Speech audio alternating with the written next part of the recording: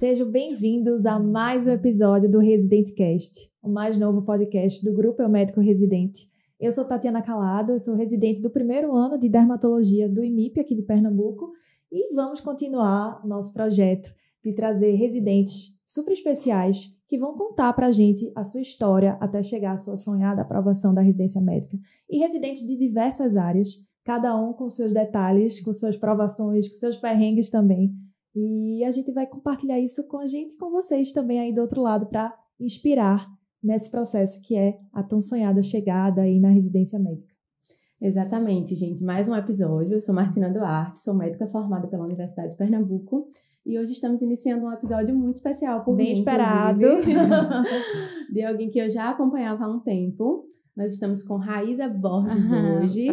Seja bem-vinda, Raíza. Obrigada. Muito bem-vinda. Raíza é residente do 5º ano de neurocirurgia do Hospital da Restauração aqui de Pernambuco.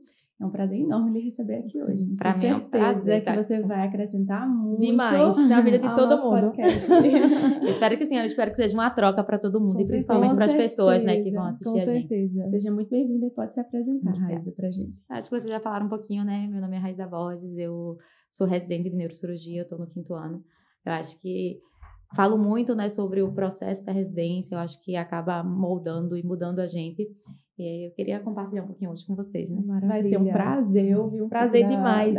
E uma dessa R5, história. né? Não é todo dia que a gente tem uma R5 sentada aqui na nossa bancada. Na verdade, é a primeira. A primeira vez. São muitos anos. Raíza, pra gente começar esse papo, assim, a gente geralmente tem uma pergunta que direciona a nossa conversa, que é sobre o porquê fazer residência médica, né? A gente sabe que há um tempo atrás esse não era um caminho natural. Hoje é praticamente uma exigência, tanto de mercado quanto pessoal também. A gente tem esse desejo de se especializar, de ser muito bom em algo específico, mas isso nem sempre foi a realidade. E aí você já é R5, já tem um tempinho aí nesse caminho, e a gente queria saber por quê, quando foi essa que veio na mente da Raíza, estudante de medicina, novinha, vou fazer residência médica. E por que neurocirurgia? Conta pra gente. Então, vamos lá. Primeiro, eu acho que a residência médica, para mim, sempre foi um sonho na minha formação. Eu acho que a diferenciação da gente, não só no mercado, mas sobre o serviço que a gente vai oferecer aos nossos pacientes, depende muito da nossa formação. É claro que, às vezes, a gente olha o tempo de formação médica é muito longo. Se você pensar, por exemplo, eu vou demorar 11 anos para ingressar no mercado de trabalho da neurocirurgia, e a gente pensa o quanto isso é longo e, às vezes, desgastante. Mas a verdade é que, para mim, sem a residência, seria impossível oferecer o melhor serviço, o melhor atendimento ao meu paciente sem a residência. Principalmente por ser uma especialidade cirúrgica, né? Como a neurocirurgia, eu acho que a grande questão da residência é que ela tem normas, tem regras. Então, tem uma fiscalização para que ela ocorra da maneira devida. Então, é muito diferente, por exemplo, de um curso, por exemplo, de uma residência, por ter essas normas. Primeiramente, é claro que eu acho que para minha formação não abriria mão. Então, desde que eu estava no ensino médio, que eu pensava em fazer neurocirurgia eu já Caramba, pensava... antes de ser médica, você já pensava em ser neurocirurgiã? Já pensava, né? Desde essa época. Então, eu confesso que eu acho que é, assim, um pouco de sorte, porque eu poderia ter mudado. Mas é engraçado que eu até encontrei um caderno meu do ensino médio e tem escrito nele, futuro neurocirurgião. E aí eu brinco. Que massa. Eu brinco, meu Deus, como assim? Eu no 2º ano, sei lá, eu tava escrevendo futuro neurocirurgião, nem sabia o que era, né? E esse sonho veio de onde, Raíza? Então, Nossa assim... menina do 2º ano do ensino médio, tem alguma inspiração familiar? Não, eu não tenho nenhum médico na família, né? Muito menos neurocirurgião. Nunca tinha entrado na neurocirurgia, mas sempre fui muito curiosa pelo cérebro, eu sempre achei fascinante. Então, eu via as cirurgias, assim, sabe? E achava incrível. E aí, claro que a realidade mesmo fui ver quando eu entrei na faculdade, e eu já entrei na faculdade certa, então no meu primeiro período eu já acompanhava já. Qual foi a tua faculdade? Foi a Universidade Federal de Pernambuco. Sim. E aí meu primeiro projeto, tudo que eu fiz praticamente na faculdade foi de neurocirurgia. E aí foi quando eu tive, vamos dizer assim, a certeza, né, do que eu queria. No primeiro período já estava... Então, eu costumo dizer que eu lembro não da primeira neurocirurgia, mas da minha neurocirurgia mais marcante, que eu me lembro que eu parei assim, sei lá, assim, fascinada, eu disse assim, eu faria isso pro resto da minha vida. Ai, que legal. E aí eu até brinco, eu disse, eu não sei se todo mundo tem essa sensação, mas eu lembro exatamente desse momento. E aí foi uma certeza, é claro que esse sentimento, ele não basta para você escolher. Eu costumo dizer que eu não sei se vocês já ouviram um termo japonês que é chamado Ikigai. Eu gosto muito desse termo, que é mais ou menos razão de viver. Que as pessoas procuram, né? Qual seria a sua escolha, qual seria a sua especialidade, o que é que você nasceu para fazer. Quando a gente é novo, a gente acha que é só o que a gente ama. Mas o Ikigai, apesar do japonês ter muito isso do que ele ama, ele tem uma visão um pouco mais realista. Ele avalia, assim, alguns pontos. Então, o que é que você ama, mas o que é que você é bom, o que é que o mundo precisa e o que o mundo está disposto a pagar. Então, é meio que a intersecção dessas coisas. Não adianta só você amar isso, mas você não ser bom. Não adianta você amar e o mundo não precisar disso ou o mundo não estar disposto a pagar por isso. Então, eu digo que, no final... Perfeito. Cirúrgica. Cirúrgica mesmo. Mas eu digo que hoje eu vejo que é o meu Ikigai realmente, mas lá foi a primeira visão, foi meio que o que eu amo fazer. Aquela escolha um pouco baseada ainda no emocional. No emocional. Né? O racional vai se construindo depois, né? Não, graças a Deus que depois o resto veio, né? Mas acho que foi um pouco de sorte também. Mas inicialmente foi isso. Mas como foi o teu contato com a neurocirurgia enquanto estudante de medicina? Tu foi atrás de neurocirurgia? Porque você disse que não tem família, né? Como é que foi? Então, eu costumo dizer que desde o começo, por isso que eu sempre fui muito atenta à residência médica, então já sabia que a neurocirurgia era concorrida, inclusive. Sim. Então, eu construí meu currículo nos primeiros períodos. Caramba. Então, tudo que eu fiz de extra era de neurocirurgia ou de neuro. Então, eu tinha, sei lá, os jovens talentos, que era assim que você entrava na faculdade, ou até antes, era um projeto, uma coisa de pesquisa, e eu disse, não, vou fazer com neurocirurgia, então já fiz com neurocirurgia. Eu procurei um neurocirurgião lá e disse, olha, eu queria que você me orientasse para esse projeto e tudo mais. Porque geralmente quando tem alguém, alguma familiar, né, da área, é mais fácil, acaba sendo um acesso. Mas no teu caso tinha ninguém, tinha que ir com a cara e a coragem de pedir mesmo. Mas eu não, a gente Muito pode receber bem. a qualquer momento. E aí tudo que eu fiz para isso, e aí eu fiz a monitoria, tem monitoria de semiologia neurológica, acho que eu passei uns 5 períodos seguidos, fazia a prova da monitoria sempre para fazer. E aí eu fui fazer pesquisa, PIBICETS, fazer neurocirurgia, porque aí a gente acompanhava. A gente fazia cursos também. E aí, no curso, a gente fazia, por exemplo, a gente tinha um grupo de pesquisa e juntava, a gente botava, a estratégia era um dia o aluno, um dia o neurocirurgião, pra gente poder conhecer os neurocirurgiões. E aí, a gente ia dar aula, a gente ia dizer, olha, a gente tem que programar aula junto. E aí, a gente foi conversando. Eu também tive orientador, que também era neurocirurgião, que sempre me ajudou muito. Então, aí eu emergi em toda a área e Desde certeza, né? estudante, Entendi, né? perfeito. Foi direcionada mesmo. Foi isso mesmo. Raíssa, você acha que esse foco aqui na neurocirurgia, de alguma forma, atrapalha a formação médica generalista? Porque eu particularmente já ouvi bastante isso, né? Eu já entrei decidida por uma área. E já ouvi de alguns colegas aquela crítica, assim, que às vezes passa por não maldosa, mas no fim tem um pouquinho, sabe, de julgamento. Você acha que o aluno que entra decidido por uma especialidade peca na formação generalista de uma forma geral? Ou você acha que isso não interfere? Então, eu acho o seguinte, há 2 formas de você levar isso. Apesar de eu sempre querer neurocirurgia, desde que eu entrei até antes, eu sempre coloquei na minha mente que eu não fecharia minha mente para outras possibilidades, principalmente no internato. Então, qual era a minha visão? Durante a faculdade, eu tenho que me dedicar à faculdade. E as minhas atividades extras eu dizia para o meu lazer, neurocirurgia. O meu hobby. Então, assim, meu hobby. Desculpa. como eram atividades extras, era a minha escolha. Sim, então, veja, eu tinha que claro. fazer pesquisa, monitoria. Então, isso eu ia fazer da área que eu queria, de neurocirurgia. Mas a minha dedicação durante o curso era para ser médica. Inclusive, porque eu recomendo fazer o currículo precocemente. Porque, principalmente no internato, você tem a junção do básico com o clínico, e aí você vai ver o paciente e você vai se tornar médico antes. Então, os meus rodízios do internato não foram nada a ver com neurocirurgia. Foi para se tornar um bom médico generalista. Claro. E, inclusive, apesar de eu ter acompanhado a neurocirurgia desde o começo do primeiro período, eu não acompanhava durante o meu internato. Não colocou no opcional. O que é que eu pensei? Veja, eu já tinha certeza que eu queria neurocirurgia. Já era uma certeza da minha vida. E o que é que eu escutei de pessoas experientes? Olha, muito bom que você já acompanha, mas você vai ver que, às vezes, você entrar mais um pouco agora, o conhecimento vai ser isso. E aí você está se dedicando, vai se dedicar a isso, não vai se dedicar a se tornar uma boa médica generalista, e depois você vai passar 5 anos só vivendo isso na residência e pro resto da sua vida. Então, no meu internato, eu me dediquei a me tornar uma boa médica. E a prova? Eu não entrava na neurocirurgia, me doía, assim, tipo assim.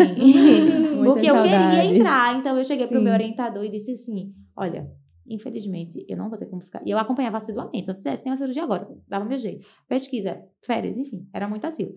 Mas quando chegou no internato, eu digo, olha, se eu estou num lugar, eu estou presente. Então, se eu não vou estar, eu tenho que dizer também. E eu disse, olha, agora eu vou ter que me dedicar para o meu internato. eu vou ter que me dedicar para a prova de residência, porque eu preciso passar numa prova concorrida. Então, eu não vou acompanhar a neurocirurgia. Mas não se preocupe que eu volto. Eu volto. Voltarei. Voltou. E aí, é isso. E aí, o que eu digo não feche seus olhos. Sim. Não bote arestas na sua visão. Então, a questão não é porque você quer fazer tal especialidade que você não vai olhar para as outras. Então, eu até brinco dizendo, botei para rodar anestesia, botei para rodar outras coisas. Quem sabe eu me apaixono, minha gente? O pessoal duvida. Mas eu acho que você tem que estar com olhos abertos. Sim. Não é porque você tem um plano, não significa que você não está aberto às outras possibilidades, entendeu? Perfeito. Então, eu acho que a ideia é essa. Mas aí passasse os 6 anos de medicina sem dúvida nenhuma. Nunca teve nenhuma especialidade que quis dividir um pouquinho que balançou o coração. Não, assim, eu sempre achei cirurgia plástica, assim, muito fantástico também. Eu sempre gostei muito de habilidades manuais. Então, cirurgia, pra mim, era uma coisa que, né? assim, não tinha perigo de eu não fazer nada cirúrgico. Porque eu sempre gostei muito, desde nova, sempre gostei. E aí, pra mim, e sempre fui mais prática, então, juntava isso. E eu tentei olhar pra outras áreas, assim, inclusive tem horas fascinantes, né? Meu namorado é oftalmo e hoje em dia eu digo, caramba, o oftalmo é incrível, eu nem sabia que era tão legal, essas cirurgias eram tão divertidas, assim, porque é muito desafiador, enfim, tem coisas muito legais e a gente não vê, às vezes, na faculdade, né? Às vezes não vê. Mas, assim, eu até brinco, mas mesmo assim eu não faria. Mas, assim, eu acho que você tem que estar aberto, às vezes, uma coisa fascinante ali, tá ali, pode estar. Sim. Eu achei outras áreas legais, gostava bastante de otorrino, gostava de cirurgia plástica, mas nunca foi uma coisa de me perguntar e dizer assim, tô na dúvida, porque realmente era muito forte. Caramba. Ô, Raiz, aí, assim, a tua vontade de fazer neurocirurgia era aqui mesmo em Pernambuco, como é que tu avaliou o cenário? Pensasse em fazer em outro estado, enfim, concentrou aqui mesmo. Qual era a tua vontade de verdade, assim? Então, isso é até uma coisa mais peculiar da minha preparação, porque quando eu estava no começo, como eu disse, sempre acompanhei neurocirurgia, então no 4º período eu estava fazendo estágio em Curitiba, no Instituto de Neurologia e Neurocirurgia de Curitiba, fazendo minhas pesquisas, então eu me planejava, inclusive, para fazer residência fora do estado. E aí eu escutei algumas pessoas mais experientes, disseram, olha, você tem que entender que não é só o local que você vai fazer residência, não é só o nome, você tem que avaliar uma série de coisas para você escolher o local. Aqui você tem um centro muito bom, tem inserção no mercado, network. E aí, quando eu fui me tornando mais experiente, principalmente no final do internato, eu fui avaliar onde é que eu iria fazer realmente para bater o martelo. E aí eu vi que, na verdade, a gente tem um monte de coisa para avaliar, que não é simplesmente olhar um nome legal e eu vou lá fazer a residência porque esse lugar é conceituado. Ou então porque é fora, né? É porque é fora, ou porque é fora é melhor. E aí, quando eu fui avaliar aqui, a gente tem um grande centro de neurocirurgia, então são mais de 3.000 cirurgias no ano.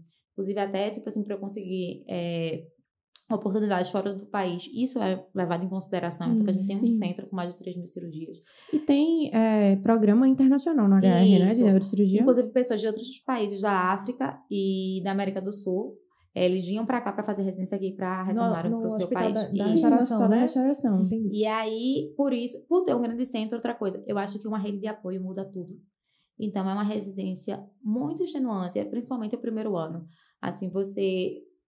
psicologicamente, assim, é muito cobrado mesmo. Não só carga de trabalho, assim, que realmente é excepcional, mas também psicologicamente. Então, eu acho que ter a família próxima, ter pessoas próximas, mudam o modo que você age, mudam a sua mentalidade. E a mentalidade muda tudo. Isso. Então, assim, alguns fatores é primeiro entender o centro, você ter um bom centro. Então, eu vi que aqui a gente tem um centro com grandes oportunidades cirúrgicas, um centro reconhecido no Brasil todo e fora do Brasil. Além disso, tinha outras questões também que eu avaliei. Então, eu pretendo ficar aqui. Então, a residência, querendo ou não, vai ser o seu network, vai ser sua inserção no mercado. Com certeza. Então, é muito difícil você chegar, por exemplo, você chega de outro estado e ninguém lhe conhece. Você precisa de uma equipe. É uma cirurgia que é multidisciplinar. Você precisa conhecer as pessoas. Então, e além disso, a rede de apoio. Então, por isso que eu escolhi fazer aqui. Fazer aqui mesmo, né? E a tua preparação, então, agora, para a residência médica? Estando decidida, estando vai fazer decidida, como foi o teu plano, né? Você parece ser uma pessoa, assim, bem cirúrgica mesmo, né? Super estratégica. Super estratégica, desde sempre. Como é que você conseguiu organizar, então? Foi durante o internato que você já iniciou o seu preparo? Já tinha certeza da sua especialidade, mas também tinha que se formar uma boa médica generalista. Como é que você fez esse conciliamento? E só tínhamos uma prova, não foi no seu tempo? Isso. Porque hoje a gente tem, no seu tempo, né? Como Ai, nossa, são idosas, gente. Há 5 anos atrás só tínhamos a SES, não era isso? Não tinha hoje a gente tem a SES e o ENAR. Então, no seu caso, era só uma prova. Isso te intimidava de alguma forma no teu preparo? Fazia alguma diferença? Tipo, só tem um tiro. Tem que acertar. Então, Hoje em dia eu tenho até uma visão diferente da época. Vou dizer qual era a minha visão na época e minha visão hoje. Algumas coisas na vida a gente coloca uma pressão, às vezes, que não é necessário. Às vezes a gente olha, eu gostei muito da citação que você disse, porque é como se você só tem um tiro. Mas se você parar para pensar, a gente tem prova de resistência todo ano. É verdade. E às vezes a gente cobra como se essa escolha ela fosse ser o fim do mundo. E na verdade ela não é. Há várias coisas na vida que são irreversíveis. Há várias oportunidades que não vão voltar atrás. Há coisas que vão acontecer na sua vida e que você não vai ter o controle. Mas a prova de resistência não é uma delas. Você tem todo ano. Então, assim, por mais que a gente se cobre muito esse ponto, e por isso que eu digo que minha visão é diferente, porque na época não era essa visão. Na época tinha que ser. Na época tinha que ser, eu tinha que passar e queria passar, e é isso. E hoje em dia eu vejo que às vezes até um caminho, um resultado diferente do que a gente espera, pode levar a caminhos melhores do que a gente gostaria. Então, apesar de eu ter esse sentimento na hora, o que eu diria para as pessoas que estão fazendo isso não é o fim do mundo. Você não tem só um tiro. É uma prova que tem todo ano. Mas, claro, se planeje, porque para mim, a minha estratégia foi, eu quero me dedicar para entrar um ano só, porque minha residência era muito longa. Então, eu não queria passar, apesar de ter outras possibilidades, eu não queria passar mais tempo como generalista, porque eu queria trabalhar como especialista, e já era uma residência longa. E aí, quanto à preparação, tem até um livro chamado Arte da Guerra, que eu gosto muito de fazer alguns paralelos até com a nossa realidade de estratégia. Ele diz assim o seguinte, olha, se você conhecer assim o inimigo, provavelmente você ganhará a batalha, mas se você conhecer assim o inimigo, o terreno, o tempo e tiver planejamento, a vitória será certa. Então, eu acho que você ter o conhecimento para passar na prova é importante, mas você também tem que ter estratégia. E aí, por isso que eu disse que veio muito a minha escolha de onde fazer a residência, porque a minha estratégia foi um pouco diferente das outras pessoas. Eu decidi só fazer uma prova. E aí eu disse, olha, eu vou escolher onde eu vou fazer a residência e eu vou fazer só uma prova porque eu sou uma pessoa mais de foco único. Então, eu vou focar só para essa prova. E aí, é claro que você... Por quê? Porque eu já estava decidida que eu disse que decidida após avaliar todos esses fatores e tinha decidido que aqui era o melhor. Então, para mim, mesmo que eu tentasse mais de um ano, valeria mais a pena do que fazer em outro lugar e não ter todas as vantagens que eu tinha dito. Então, eu disse, veja, se eu não vou seguir em outro lugar, eu não vou ficar treinando para outro lugar. A minha estratégia vai ser aqui. E aí, foi isso que eu fiz. E aí, eu acho que uma grande vantagem foi justamente essa. Eu resolvi conhecer o terreno, conhecer o inimigo. Então, eu conhecia muito a prova que eu ia fazer, muito. Eu até estava falando, né, antes de começar, que quando eu estudava a prova, o que é que eu fiz? O 5º ano eu estudei muito para ter uma base, para ter os assuntos. Então, eu dediquei muito a estudar. Estudava muito para os rodízios também. Eu tinha no meu cronograma de horário, são a dúvida dos estudantes. Dedico para o internato, dedico para a prova. Sim, isso. Então, o que é que eu fazia? Eu tinha horários fixos para a residência e tinha horários fixos para o rodízio dentro do meu planejamento semanal. Já no 5º ano? Isso. E aí, por quê? Porque quando a gente pensa em estudar para o rodízio, se você parar para pensar, é muito interessante. Imagine para a sua prática médica, ela é interessante. Por quê? Porque os nossos rodízios, eles têm uma amostra epidemiológica que refletem aquela realidade. Então, às vezes, você vai estar num hospital que só vai vir insuficiência cardíaca. E você só vai ver aquilo. E, às vezes, você vai estar em um outro hospital que não vai traduzir a epidemiologia que você vai trabalhar depois. Mas, se você tem um cronograma a longo prazo, você vai ver todos os assuntos. Então, eu acho que as duas coisas se complementam. Então, é como se você colocasse 2 cronogramas paralelos. Não tem problema. Você estudar o que você está vendo é muito bom, porque tudo que a gente faz de memória associativa, a gente fixa melhor. Perfeito. Então, eu acho que não dá para você não estudar nem aprender com o seu paciente, porque isso é essencial. E outra, isso é fascinante. Então, ter esses horários para estudar o assunto em que eu estava no rodízio era muito bom. E, ao mesmo tempo, eu revisava o que eu já estudava. Mas, ao mesmo tempo, eu tinha um cronograma paralelo, que não poderia ser deixado para trás, porque eu tinha que ver tudo, não só o que eu estava vendo no momento. E aí, a primeira coisa é isso. Eu primeiro separava esses 2. E no 5º ano, principalmente, para ganhar uma base. Quando foi no 6º ano, eu tinha que ser mais estratégica. Então, eu me preparei muito para a prova. A realidade é essa. O meu currículo eu tinha me preparado antes do 5º ano. Então, como eu disse, quando eu cheguei no 5º ano, ele já estava pronto, vamos dizer assim. Até porque currículo é uma coisa que você tem que fazer com antecedência. Não adianta você olhar um ano. Se você olhar 6 meses antes da prova, você não vai conseguir fazer. Tem coisa que são 2 anos, por exemplo. Então, se você faz antes, o que eu recomendo entra lá na instituição, vê, vou ver aqui o edital, o que é que conta? E aí eu vou vendo, vai fazendo tranquilo, no 2º período vou fazer aqui um projeto de extensão, o outro vou fazer uma monitoria, e você vai indo tranquilo, e você não fica com essa pressão lá no 5º e 6º ano. Então, isso, o currículo me preocupava 0, eu dizia, pelo contrário, tem um ponto a mais, meu currículo tá ok. E aí, no 6º ano, eu disse, pronto, agora eu preciso de estratégia sobre o terreno, sobre o inimigo, sobre a prova. Então, eu vou treinar para a prova. E aí, o que é que eu fiz? Vou estudar a prova da 6, que era daqui. Então, eu fazia as provas tanto em modelo de simulado, Mas eu estudava as provas, eu estudava como elas eram cobradas. Então, eu fiz uma planilha impressa de cada prova. Então, eu peguei todos os últimos anos de prova e eu colocava a prova, eu colocava o assunto que era cobrado e a forma que era cobrado. E aí, toda vez que eu estudava determinado assunto, exemplo, distopia, eu ia lá, pegava minhas planilhas, olhava nas planilhas e dizia, nos últimos 5 anos, caiu em quantas provas? 4. Meu Deus, eu tenho que dar atenção redobrada para esse assunto. Vai cair. Vai cair. E como caiu, né? Isso. O foco. E aí eu olhava, mas ele cobrou como? Ele cobrou um caso clínico ou uma classificação? Classificação, ok. Mesma coisa de cirurgia geral. Minha prova de cirurgia geral, eu acho que teve umas 5 classificações diferentes. Sim, então, assim, eu decorei todas. Uma pessoa que ia fazer prova, talvez, em São Paulo, não precisava decorar, porque ia cair um caso clínico. Mas aqui, era isso. Então, assim, eu estudei muito bem a prova. Então, eu conheci muito bem o terreno onde eu ia fazer. E, realmente, quando eu fiz a prova, depois que eu saí da prova, era o que eu esperava. Caramba. Então, no momento da prova, não teve surpresas pra você? Eu confesso que eu saí tranquila. Era uma nota... Neurocirurgia era uma nota muito alta. E eu tinha uma meta, que eu digo que existem metas de esforço e metas de resultado. E resultado nem sempre depende da gente. Então, às vezes, estão fora do nosso controle. Mas é importante você ter para você saber onde você quer chegar. Mas metas de esforço, sim, você controla. Então, eu dizia que a minha meta de esforço era estudar tantas horas, era ter tanto de estudo líquido e acertar 75% da prova ou errar 25%, como eu gostava de dizer. Essa era a minha meta de esforço. Não tinha outra alternativa. E aí que a neurocirurgia era muito concorrido. E aí foi essa a minha meta. E quando eu conferi o gabarito, eu tinha acertado acima de 75%, eu disse, se eu passar ou não, é o resultado. Mas a minha meta de esforço, eu consegui. Você atingiu sua meta de esforço. Perfeito. Ô, Raíza, você parece ser muito assim, é isso e eu vou fazer isso. Mas chegando uma semana da prova, mantivesse a mesma estratégia ou teve alguma coisa especial, talvez de intensificar, ou então dar uma descansada nessa semana pré-prova? Como é que você agia nesses momentos assim? Então, eu acho que cada pessoa difere muito. Mas o mais importante, eu acho que antes da prova é a sua construção ao longo do ano. Bernardinho, ele treina muito esporte, né? E eu gosto muito da citação dele, porque eu acho que dá pra gente aplicar em quase tudo na vida. E tem um termo que eu gosto muito, que é o senso de merecimento.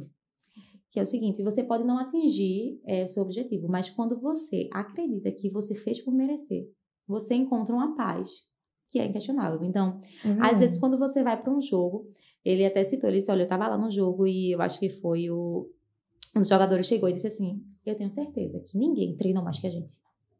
Eu tô tranquilo. Então, é esse senso de merecimento que eu acho que a pessoa tem que buscar. E por isso que eu falo das metas de esforço. Porque você se tranquiliza em relação aos resultados.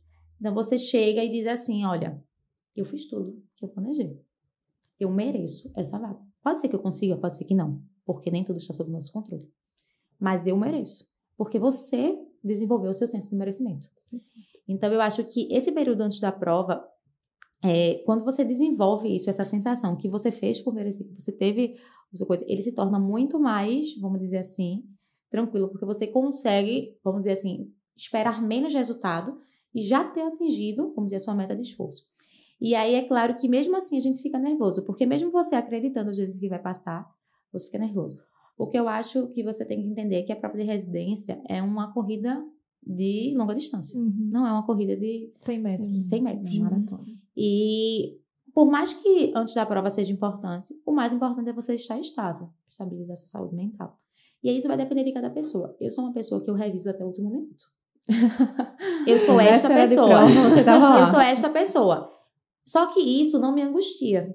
Isso me tranquiliza. Ao contrário, né? Te Porque traz uma paz, né? eu já estudei. E, normalmente, eu não reviso um assunto que eu não tenho confiança. O que angustia é ver um assunto novo. 0 chance.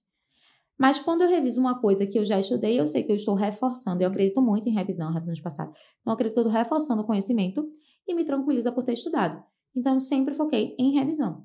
Perfeito. E aí, a questão de vale a pena estudar até o último minuto ou não, a prioridade é estabilidade e sua saúde mental. Como você vai ficar melhor para realizar a sua prova? Revisando, vai revisando. A primeira coisa é você se conhecer. Eu, Raíza, revisando, me tranquilizo. Se eu for estudar um assunto novo, me desespero. Então, me conheço bem. Então, eu acho que a pessoa tem que se conhecer. O que é que vai me deixar melhor? Não é isso que vai fazer passar. Não é isso. Até porque não é uma corrida de 100 metros. É uma corrida de longa distância. Então, não é isso que vai definir. O que pode lhe prejudicar é você não estar estável mentalmente. Então, faça algo que não lhe desestabilize. Minha dica é essa. Perfeito. Mas a Raíza lá, saindo do internato, já tinha essa mentalidade. Como foi que você construiu essa saúde mental que parece Então, eu queria perguntar. estável, né? Não é, gente. Tem alguma coisa, era alguma válvula de escape que você tinha em alguma atividade física, terapia? Como foi essa construção? Aquela Raíza lá do 6º ano já tinha essa mentalidade, porque hoje a gente sabe que ela já percorreu um caminho, né? Já vem com um amadurecimento. Ela mesma falou, né? De ter uma visão diferente da prova de residência de hoje. Naquela época, existia algo nessa preparação que te ajudava a ter um pouco mais desse equilíbrio, nesse autoconhecimento? Como foi que você desenvolveu isso? Então, é claro que eu acho que se a gente olhar para nós mesmos um ano atrás, talvez a gente nem se reconheça, né? Verdade. Porque a gente evoluiu o tempo todo. E eu acho que, principalmente quando a gente passa, o mais importante é você refletir sobre o que você passou. Porque não adianta você passar por um processo de sofrimento sem reflexão, porque aí não vai ter progresso. Mas se você passa até por um processo difícil, que você sofreu e refletir, você consegue ter um progresso. E aí, claro que minha visão é diferente. Hoje em dia, por exemplo, na época eu não fazia terapia. Se eu pudesse voltar atrás, com certeza recomendaria, porque eu acho que terapia é uma maneira de se autoconhecer e se autodesenvolver. A gente desenvolve todas as nossas habilidades. E como é que a gente não desenvolve as habilidades de conhecer as nossas características e saber como lidar com elas? Eu acho que terapia é muito isso. Você refletir sobre quem você é, refletir como você reage, refletir sobre os seus esquemas. Então, eu acho fascinante. Assim, eu adoro, assim, terapia cognitivo-comportamental, assim, eu acho fascinante. Mas, na época, eu não fazia. Exercício físico eu já fazia. Sempre fui, assim, defensora de exercício físico, assim. Principalmente do meio para a faculdade pro final. Foi quando eu realmente vi a importância. Porque eu acho que a gente é querendo ou não, uma máquina. E para a gente ter um alto desempenho, um alto rendimento, a gente tem que entender que a gente precisa cuidar disso. Então, não adianta eu querer focar em só uma coisa e não cuidar dela para ter uma alta performance. Então, eu acho que exercício físico, terapia, cuidar da saúde mental é essencial. E até porque, como eu disse, é uma prova que é uma dificuldade que você vai passar. Mas na vida a gente vai ter várias dessas. Imagina se a gente parar a nossa vida, imagina se a gente priorizar 200% toda vez que a gente tiver uma dificuldade. Quando a gente olha de cima, a gente não para, porque sempre vai ter. Inclusive, eu acho que uma coisa que eu diria muito é que você tem que entender, aprender a curtir o processo. É muito difícil nesses períodos, mas assim, ao mesmo tempo você tem que entender que você vai passar por isso muitas vezes. Então, se você não curtir o processo, você vai estar sempre querendo que o dia acabe logo, você vai estar sempre querendo que a semana acabe logo, você vai estar sempre querendo que a prova de residência passe, você vai querer que a residência passe logo, meu Deus, porque eu não vejo a hora de se fazer minha sub. E aí, quando você mais ou menos assim, acabou. eu vou só ser feliz quando eu passar pela prova de residência. Quando você tá querendo a morte, né? Não, é isso. Vou só ser feliz quando acabar a residência. E você aí, tá querendo que o tempo passe mais rápido pra você morrer, no caso, né? Porque... E a verdade é essa, entendeu? Porque, na verdade, a nossa vida é um processo. Sim. A gente nunca tem um ponto de chegada. Então, a gente acha que se a gente for ficar esperando o ponto, a gente nunca vai viver. Hoje em dia, como eu disse, eu acho que a gente precisa ter uns desequilíbrios em alguns momentos da nossa vida, é óbvio, mas a gente tem que buscar um equilíbrio geral, principalmente nessas corridas de longa distância. Como é a neurocirurgia também, por exemplo, né? Exatamente. Perfeito. Então, tá sendo muito bom. Sim, tô adorando. Raíza, outra coisa que eu queria saber é que como é que você lidava com as distrações nesse caminho, nessa preparação? Você é muito decidida e tal, como é que você lidava com isso? Era daquele modelo mais assim, drástico, exclui, fica com o celular longe, ou você conseguia um certo equilíbrio? O que era que mais te distraía? Era, sei lá, colegas no grupo, alguma coisa extra, ou era celular, rede social? Como era que você lidava com essa parte? Eu costumo dizer que mais importante do que você decidir que algo deve ser feito ou não, que algo é benéfico ou não, você tem que facilitar que isso aconteça. Então, eu acredito muito em hábito. Até porque, para mim, sucesso nada mais é do que um amontoado de várias coisas ordinárias feitas no dia a dia que, somadas, vão levar você ao extraordinário. Então, eu acho que tudo que a gente considera bom, a gente tem que tornar aquilo fácil para se tornar um hábito. E tudo que a gente considera ruim, a gente tem que tornar aquilo difícil para que ele não seja um hábito. Perfeito. Então, quando eu falo de distrações, eu acho que você tem que ser consciente. Por quê? Você tem que saber o que é, e por isso que terapia é importante. Estou aqui para defender. Porque você tem que saber o que é que realmente importa para você. Às vezes a gente chega e diz assim, quais são minhas prioridades na minha vida? Aí você diz, não, é minha família, o meu filho, a minha carreira, tal hobby. E aí, quando você vai lá e você vai... Deixa eu escrever aqui, quanto tempo eu gasto com cada uma dessas coisas? E quando você vê, você nem tá gastando o seu tempo com aquilo que é importante para você. Que é aquilo que você tá dizendo Com que é a sua aquilo que você prioridade, tá dizendo que é né? sua prioridade. Então, quando eu falo dessas distrações, eu hoje em dia, como eu disse, eu acho que é necessário o período de desequilíbrio. Então, eu também não sou essa ilusão do tipo assim, olha, viva a vida bem leve, tranquila, estuda de vez em quando você vai passar. Não é. A realidade é dura. Se me dissesse assim, qual é o maior conselho para passar? É sentar e estudar. É ter horas líquidas de estudo. É isso. Independente da técnica, se é flashcard, resumo, seja lá o que for. Tem que ter abdicação. Mas a questão é, você tem que se conhecer para você saber o que é que você vai abdicar. Exemplo, você diz que a sua família é mais importante para você. E aí você deixa de almoçar com a sua família no final de semana porque tem que estudar para a residência. Mas aí você passa 2 horas no celular, E aí? rolando tela. Mas você não disse que era a sua família a sua prioridade? Não Então, faz sentido. Entende? Então você tem que ser consciente. Então eu acho que... E quando você é consciente, você consegue ser estratégico. Então, a partir do momento, às vezes eu acho que colocar no papel, pensar sobre isso ajuda muito. Então, quais são as minhas prioridades? Certo? Então, passar na prova de residência é uma delas. Certo? Mas eu também, minha família, tem gente que já tem um filho, enfim. Minha prioridade. O exercício físico. Qual é o meu hobby? O que é que me faz bem fazer? É assistir filme? Tá aqui. Porque o problema é, quando você não é intencional, o que é que você faz? Você perde tempo com aquilo que nem é importante para você. Então, eu acho que a questão da distração é você entender o que é importante ou não para você. E você se planejar. A mesma coisa sobre o lazer. Tem que existir lazer? Tem que. Mas nada como um lazer planejado, na minha opinião. Então, quando você está organizando seu horário de estudo, que você vai lá e diz assim, ó, minha família é minha prioridade. Então, eu não vou estudar no domingo. Ou então, a partir do meio-dia, eu não vou estudar. Você não tem culpa, porque aquilo é um descanso planejado. Você se sente bem. E no final, quando você olha, você diz assim, quais são as minhas prioridades? Eu estou usando meu tempo para isso. E aí, ao mesmo tempo, você tem que entender quais são as coisas que você não considera benéfico. Então, se você diz, olha, caramba, eu assisto um dia inteiro Netflix e no final eu fico mal. Fico mal porque eu fico me sentindo mal, porque eu perdi meu tempo, não faz bem. Mas ao contrário, quando eu vou lá, faço o exercício, eu me sinto bem. Então, você é intencional. Tenho que tornar isso mais difícil. Como é que eu torno mais difícil? Não vou estudar no quarto. Então, você tem que tornar aquele hábito difícil. Então, para que ele não se torne o quê? Realizado de uma maneira automática. Então, eu acho que o que você tem que fazer é afastar as distrações para que elas se tornem mais difíceis. Então, se para você a rede social é uma distração importante, isso aí vai variar para cada pessoa. Ou se determinada ação, determinados amigos, então você tem que entender quanto tempo eu vou gastar para isso. Isso é importante ou não é a primeira coisa. Segundo, não é importante, é um hábito que eu considero ruim, então eu tenho que torná-lo difícil, eu tenho que torná-lo não acessível. E aí você vai buscar maneiras para fazer isso. E eu acho que é aí que mora a sua saúde mental. É você ter o seu espaço para o lazer, ter o seu espaço para o que você considera importante. E aí sim, você vai aproveitar melhor o seu tempo. Perfeito. Isso Eu vou ter que ouvir depois Não, eu do também. episódio. Eu vou ter que ouvir novamente um caderno e uma caneta. nosso próprio episódio. Eu queria anotando.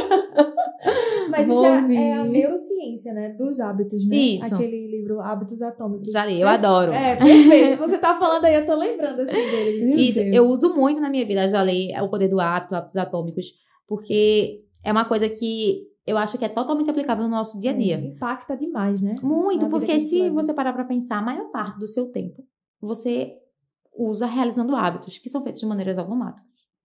Então, se você pode... Por isso que eu digo que o conhecimento e o autoconhecimento é sensacional. Então, quando você se conhece e você tem o conhecimento do que você faz, você consegue moldar. O problema é quando você faz de maneira inconsciente. O problema é quando você fica fazendo aquele hábito ali negativo de maneira inconsciente e nem percebe. Isso. E aí, por isso que eu acho que eu aplico demais os hábitos na minha vida. Perfeito, perfeito. Muito bom, muito bom. Aprendendo demais. Raíza, a gente vai chegando aí nessa parte de... Finalizando essa preparação, a gente entendeu bem como é que você fazia, dividia, se organizava. E aí você já nos adiantou que fez uma prova boa, né? Que corrigiu a prova, que foi satisfatório. E aí tem aquele hiato entre a prova e o resultado. Nesse momento você também se manteve estável, já esperava um bom resultado. Então, como eu disse, neurocirurgia era muito concorrida, a gente tinha 4 vagas. E as notas eram muito próximas, porque o que acontece? Por exemplo, depois que eu saí da prova, apesar de eu ter saído da prova, foi exatamente como eu esperava. Teria acima de 75. E mesmo assim, apesar disso, eu acho que tinham cerca de 10 questões que eu, com a minha melhor amiga, que também é excepcional, passou em administração HC. E a gente comentando, caramba, se eu pegasse essa prova agora e fizesse novo, teria pelo menos 10 questões a mais que eu ganharia. Caramba. Que assim, o meu estudo não mudaria essas 10 questões. E a prova é isso. Então, quando você para pra pensar, quando as notas estão muito altas, essa diferença ela se torna muito pequena. Sim. Porque sempre tem aquela questão, por isso que o foco da minha prova era errar 25%, porque eu pensava isso. Não se preocupa, você pode errar 25%. Eu não preciso saber 100%. Eu tenho 25%. Então, até o meu modo de focar também foi diferente. Eu foquei muito em outras áreas, como cirurgia geral, pediatria, enfim, isso foi outra técnica. Então, meio que quem tem as especialidades que tem a nota muito alta, fica muito próximo. Então, o que aconteceu? As notas de neurocirurgia eram muito próximas. E aí, a minha nota... a gente tinha um grupo, né? A gente tinha um grupo de neurocirurgia em que as pessoas colocavam as notas. E aí, quando eu coloquei inicialmente, a primeira nota estava tranquila. Só que, por exemplo, eu tinha amigos que não estavam nesses grupos das especialidades deles e não estavam dizendo as notas. E eu só pensava, assim, gente muito boa, sabe? E aí eu pensava, caramba... Sempre tem a galera que não entra, sempre né? tem, sempre tem. E eu respeito a pessoa, assim, cada um sabe o que aquilo vai causar na sua saúde mental. Perfeito. Eu ali tava querendo saber logo. E os outros também. E que os outros também colocassem. Mas assim, eu entendo que não colocava, eu respeito, mas ao mesmo tempo eu pensava, meu Deus, as notas são super próximas. Do nada, surgem 3 pessoas. Só precisam 3 pessoas. E ali, né? E aí causava angústia. E outra, até surgiu um menino do nada que tinha tirado uma nota, assim, que não estava nem no ranking, mas que tinha 10% por causa do Provab. E, tipo, já subia pro ranking. E eu fiz, caramba. Quando vê, tem alguém caladinho aí com Provab. E 10% da neurocirurgia é muita coisa. Porque, assim, como eu disse, para você garantir 7 questões a mais ali, 8 questões a mais, é muito difícil. Porque você, tipo assim, se você só errou 20, você errar metade, cada vez se torna mais difícil. Sim. E aí, deu um pouco dessa angústia de dizer assim, do nada pode vir que um incerto. Porque o incerto assusta muita gente, né? Sim. Então, assim, a gente tem que lidar com a incerteza. Mas aí, por isso que eu acho que as minhas metas de esforço e resultado são essenciais. Então, toda vez que vinha esse sentimento, eu tinha o senso de merecimento. Então, eu disse, eu estudei tudo o que eu podia. Eu fiz o que eu podia. Eu mereço essa vaga, se não acontecer. Então, assim, é claro que vem o sentimento e a gente tenta racionalizar. Eu digo, a gente não controla o que a gente sente. Mas a gente controla as nossas ações. A gente controla o nosso comportamento. E o comportamento molda pensamento. E molda sentimento. Então, é um ciclo. Eu gosto muito disso, porque eu acho que como a gente se comporta, vai moldar o que a gente sente. Então, eu costumo dizer, o que você sente, você pode dizer assim, nossa, eu tô sentindo ansiedade, eu tô sentindo raiva. Eu não consigo controlar. Mas quando você tem a decisão racional e muda o seu comportamento, ele vai mudar o sentimento. Porque a gente, até um conceito que eu gosto bastante, que é o feedback. Então, acho que um dos TEDs mais escutados no mundo a tradução para português é como se fosse assim, fingir para ser. Que é sobre postura, sobre posicionamento, que diz mais ou menos o seguinte, você abrir os braços, erguer os ombros, levantar a cabeça, são posturas de segurança que vão fazer você se sentir confiante. E vão liberar hormônios e você vai se tornar, porque você finge que você tem ali e você vai ser.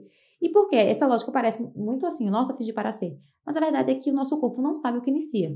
O que veio antes, o galinha. O nosso corpo não quer saber, ele funciona com feedback. Quantas vezes a gente vê? Qual foi o hormônio que subiu primeiro? Mas esse hormônio subiu e aumenta o outro com feedback. Então, eu acho que é isso que acontece quando a gente molda nosso comportamento. A partir do momento que você muda seu comportamento, o seu corpo entende aquilo e ele começa a mudar também o sentimento. Então, eu acho que você racionaliza a coisa para poder modular o seu sentimento. Então, a ansiedade vem para todo mundo. Então, vinha muito assim para mim, nossa, o incerto, o medo. For, né? Mas aí eu racionalizava junto, tipo assim, nossa, eu mereço, eu bati a minha meta de esforço, então a única coisa que eu posso fazer é esperar. Então, isso me tranquilizava. Massa. E aí veio o listão? Foi, e aí, nossa. Lembra exatamente do dia, onde é que você tava, o que é que tava fazendo? Tava de plantão? Não, lembro. Não, engraçado, eu tava em Pesqueira. Não tava de plantão, mas eu tinha ido pra lá, tava passando um tempo lá dando plantão, atendendo um PSF. Me lembro, eu tava sozinha com o listão abriu, nossa, aquela sensação de felicidade. Mas ao mesmo tempo eu até lembro da sensação contida, que ao mesmo tempo que já saiu o listão, já criaram os grupos da residência. Foi rápido. Nossa, no primeiro dia, assim, tipo assim, à noite, eu lembro, eu tava deitada com o celular na mão, feliz que tinha passado e tal. E eles já estavam assim, adicionaram você em tal grupo. Caramba. Amanhã tem enfermaria. Não, já tinha que ter reunião, tem que ir, não sei o quê. Já foi desse jeito. Mas, assim, foi maravilhoso. Mas eu acho que esse período durante foi até tranquilo. Legal. E aí, chegamos, né, na aprovação. Esperada aprovação, Raíza conquista sua vaga. Lembra desse sentimento, o primeiro dia que pisou lá no HR? Já tinha tido contato lá, né? Já, porque é o grande centro que a gente tem. Como é que foi voltar lá como R1? Olha, é um misto de sentimentos. Assim, a primeira coisa, assim, nossa, quando você chega onde você sonhou tanto, né? Nada como, eu acho que sonhar é magnífico por isso, porque essa sensação de você querer algo, quando você conquista, é algo indescritível, né? Então, eu acho que aconteceu muito isso no listão. É um misto de sentimentos de alívio, né? De felicidade, de realização de sonho. Eu acho que o primeiro dia, quando eu pisei lá, inclusive foi antes da residência, né? A gente ia antes para se habituar, enfim, para treinar. Foi tenso, assim, porque a gente já recebia um pouco da realidade. A residência de neurocirurgia é bem puxada, muito hierarquizada. Então, a gente teve uma recepção meio para colocar a gente na realidade. Então, foi um misto de sensações, assim, de felicidade por se estar, medo do novo, né? Claro. Mas, com certeza, assim, a sensação de dever cumprido. São 4 anos de R+. Né? Hoje é muito R+. Imagina, você ser um R1 e ter 4 anos. Não, você de conta R+. pelos grupos de WhatsApp, porque você tem R iguais, R1, aí você tem R1, R2, R1, R3, R1, R4, R1, R5, aí o grupo com os staffs. Nossa, são muitos grupos. Meu Deus. Raíza, mas conta pra gente um pouquinho como é essa divisão aí no HR. Como é que funciona? Quando é a primeira vez que o R1 vai botar a mão na massa, quero saber desses detalhes. E como é que era essa organização? Você comentou assim que já tinha uma pré-organização antes até do início da própria residência, assim, falando propriamente dito, né? Como é que o R1 é visto dentro da residência da neurocirurgia? Então, essa reunião prévia, ela era até Sim. feita porque foi uma coisa até peculiar, que sempre houveram muitas desistências na neurocirurgia. Sempre. Caramba, não sabia. E aí muita gente desiste. Por exemplo, eu acho que no ano seguinte ao meu, tinha gente que tinha tentado neurocirurgia já não tinha passado, tinha tentado outro ano. E quando entrou, passou 2 dias e desistiu. Não acredito, Raíza. Por que isso? Às vezes chega, eu acho que nesse ano, acho que umas 3, 4 pessoas desistiram. Eu acho que é uma disrupção muito do esperado para a realidade. Talvez. Então, eu sempre recomendo que, se você quer seguir a área, acompanhe, conheça, saiba qual é a realidade. Quando você é estudante, você tem essa oportunidade. Porque eu acho que o ideal da neurocirurgia, muitas vezes, é muito diferente da realidade. Então, a gente fica brincando, Derek Shepherd e aí, Grey's Anatomy, mas a realidade é que... Inclusive, eu sou fã. a neurocirurgia é um pouco... A realidade é dura. A verdade é essa. Eu amo, mas eu tenho que dizer, é dura. Então, não só a residência, mas é uma especialidade que você é muito cobrado, você tem pacientes muito graves, você tem resultados que nem sempre são favoráveis. Você tem um fator psicológico forte, você tem um fator físico forte, são cirurgias longas. Você tem uma residência muito hierarquizada. É um ambiente cirúrgico, né? Então, tem todas essas suas características. Então, às vezes, as pessoas têm um ideal e elas guardam aquele ideal e quando elas chegam na realidade, elas têm um choque, né? Da idealização com a realidade. E aí, às vezes, acabam ocorrendo muitas desistências. E aí, por isso que, inclusive, às vezes, chamava antes para ter essa reunião para conhecer o serviço, para meio que dizer, olha, se vocês não conheceram a realidade antes, conheçam agora.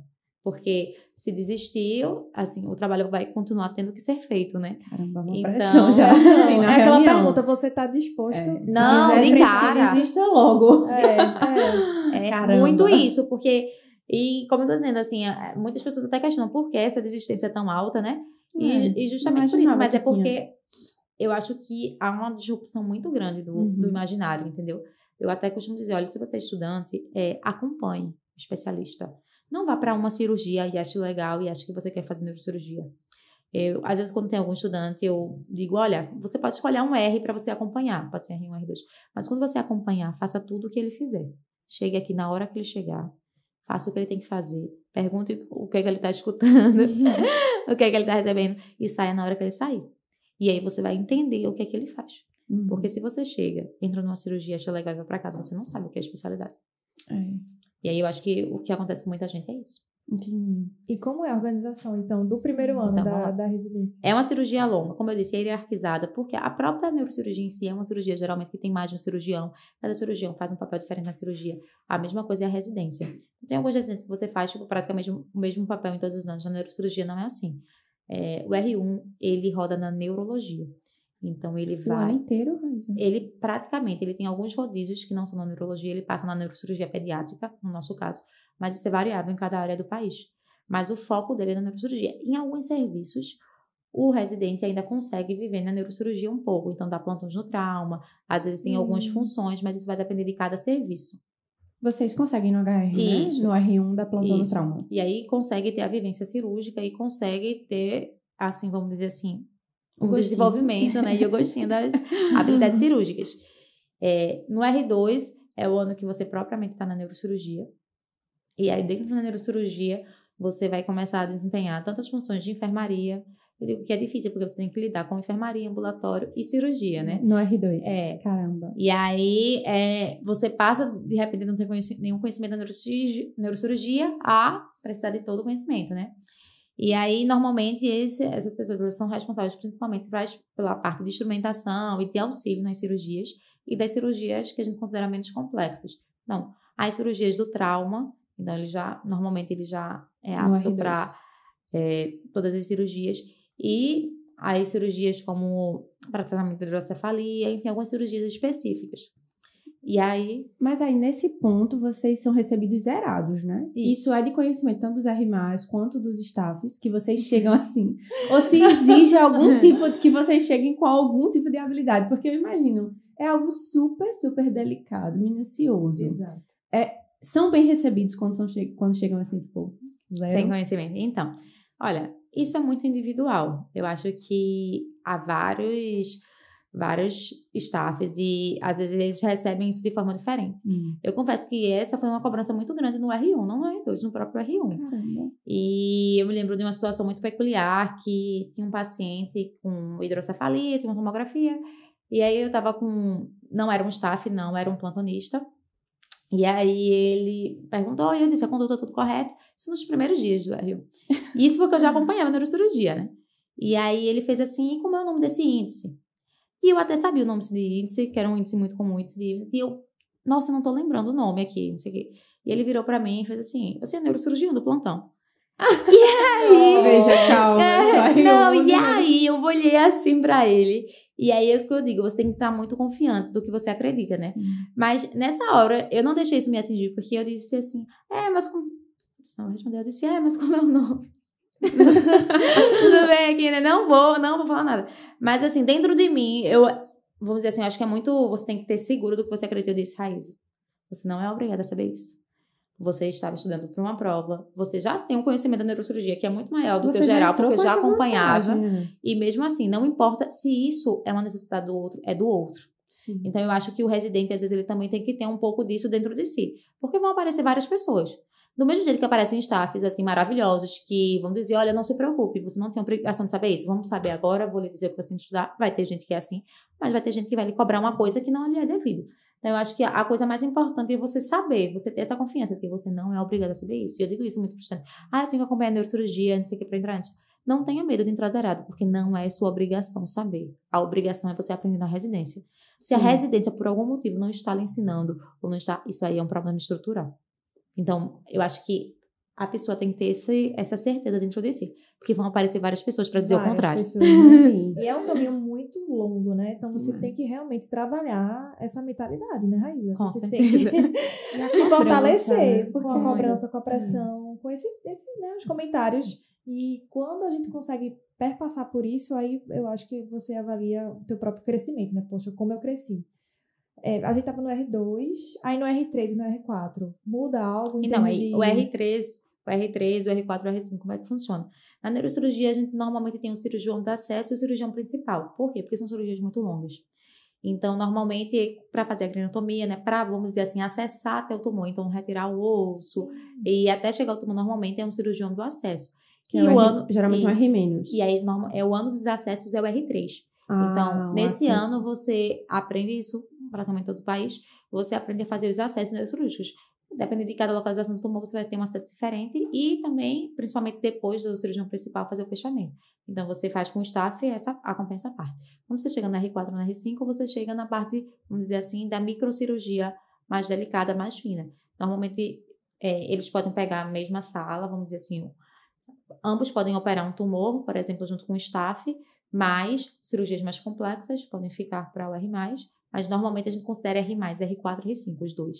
Perfeito. Entendi. E aí você tem essa progressão, né? Perfeito. E Raíza, conta pra gente uma curiosidade que eu acredito que muitas pessoas têm. Como é que tu avalia o seu papel, mas assim, o papel da mulher na neurocirurgia, né? Porque a gente imagina, já no ambiente cirúrgico, é um desafio, com certeza. Imagine na neurocirurgia. E assim, você demonstra ser muito confiante e ter uma autorresponsabilidade gigante. Talvez, assim, eu acredito que você tenha até trabalhado tudo isso ao longo desses 5 anos, né, de residência. Então, como é que você avalia esse papel da mulher? Como é que você... algum desafio que você tenha enfrentado pessoalmente? Enfim, conta pra gente. Eu acho engraçado porque essa é uma dúvida tão comum dos estudantes, e inclusive era uma dúvida minha. E eu acho que a gente precisa de representatividade porque a gente não consegue se imaginar onde a gente não se vê. Então, para a gente sonhar, a gente tem que ver. Então, quando a gente vê outras pessoas nessas posições, a gente consegue se imaginar chegando lá. E às vezes eu, até quando era estudante e pensava em neurocirurgia, eu procurava, né, mulheres em neurocirurgia. Eu ia te perguntar isso. E eram pouquíssimas, e inclusive tinha uma neurocirurgiã até que foi dar uma aula e eu digo, meu Deus, eu preciso falar com ela. E preciso me enxergar, né? Isso. E assim, nossa, muito fã, assim. E aí eu até perguntando pra ela como é ser mulher na neurocirurgia, como é a questão da família, enfim, até eu mesma fui ter essas dúvidas. Hoje em dia eu respondo muito isso e eu entendo porque eu me coloco no lugar dessas pessoas, porque eu já estive nessa posição, né, dessa dúvida. Infelizmente, neurocirurgia é uma especialidade totalmente predominante e masculina, né? Então, assim, normalmente não passa de 10% as mulheres, assim, sendo bem... sincera, né? Sincera. E eu acho que o que acontece é que por ser um ambiente predominantemente masculino, acaba afastando ainda mais as mulheres. Existem muitas pautas, né, que falam sobre as profissões, enfim, sobre a inserção da mulher. E elas até podem levantar algumas características físicas ou epidemiológicas das mulheres, mas eu acho que elas nem se adequariam à neurocirurgia. Porque se eu pudesse dizer com quem neurocirurgia combina mais, eu diria que combina mais com a mulher. Isso, então, se eu fosse dizer isso, eu ainda diria isso, sabe? Mas o que é que acontece? Por que as mulheres chegam tão pouco, né, na neurocirurgia? Sim. E uma coisa que eu reparo muito é porque há uma diferença, por exemplo, nas ligas, na intenção de quem quer fazer neurocirurgia para quem realmente faz. Então, o que é que eu percebi? Às vezes, quando eu tenho ligas, quando eu tenho estudantes, eu tenho várias estudantes mulheres acompanhando neurocirurgia, mas quando você vai ver dentro da residência, pouquíssimas. Quando você vê neurocirurgiões, né, número muito pequeno. Eu acho que são uma série de fatores que influenciam isso. A primeira coisa, ser predominantemente masculino afasta as mulheres. Então, é um ambiente de conversa, é um ambiente de meio totalmente masculino. Eu brinco dizendo que as conversas é como se eu estivesse num grupo de homens 24 horas. Então, porque eles se sentem à vontade para conversar dessa maneira, né? Então, acaba que sem o ambiente torna isso. Mas eu acho que, além disso, muitas mulheres têm essa dúvida entre conciliar família e carreira. E aí, quando chega na hora de escolher, elas acham que tem que escolher entre neurocirurgia e família. E aí, muitas priorizam a família e não escolhem a neurocirurgia. E, além disso, é uma especialidade, por ser cirúrgica, tem algumas características. Então, é claro que muitas vezes são cirurgias mais longas, tem uma demanda muito maior, né, de tempo de carreira. Então, muita gente pensa, nossa, eu recebo essas perguntas. Olha, eu já tenho, sei lá, 35 anos e vou fazer neurocirurgia, são mais 5 anos. O que você acha? E isso é outra coisa que afasta as mulheres. Mas eu acho que não é uma questão de habilidade cirúrgica, não é uma questão de resultado, pelo contrário. Para mim, é totalmente diferente. Então, o que eu acho é que, primeiro, precisamos de mais exemplos de mulheres na neurocirurgia, porque as mulheres precisam se enxergar nessa posição, precisam ver que é possível e que elas vão desempenhar esse papel tão bem quanto. Segundo, entender que muitas vezes a gente consegue, sim, conciliar a família com a profissão. Isso é uma prioridade para mim, a família é uma prioridade também. E eu acho que em várias áreas, não só na neurocirurgia, você vai ter que fazer essa conciliação. E a neurocirurgia é um exemplo delas, mas não é o único. E, além disso, eu acho que o meio da residência, realmente, ele é pouco favorável à mulher. Então, você escuta muitos comentários. Nossa, quantas vezes eu já escutei? Nossa, por que não fez dermato? nossa, tá perdida, não sei o quê. E vários comentários assim, sabe? Mas eu acho que uma coisa que é muito boa é que isso muda depois do mercado de trabalho. Por quê? Eu até conversando com a neurocirurgiã, que eu admiro muito, que é a Vanessa, ela falando, olha, Raíza, você vai ver como é diferente quando você está no seu consultório. Porque a expectativa geral do paciente, às vezes, é que tem um homem de meia idade. Então, por exemplo, quando eu vou atender neurocirurgia, você percebe como não era aquilo que o paciente esperava. Uma quebra de expectativa. Como uma quebra de expectativa. Então, é do tipo, não é uma falta de respeito, não é culpa do paciente, mas, na verdade, ele tem um ideal na mente dele, um conceito em que ele espera algo e quando chega, não é aquilo.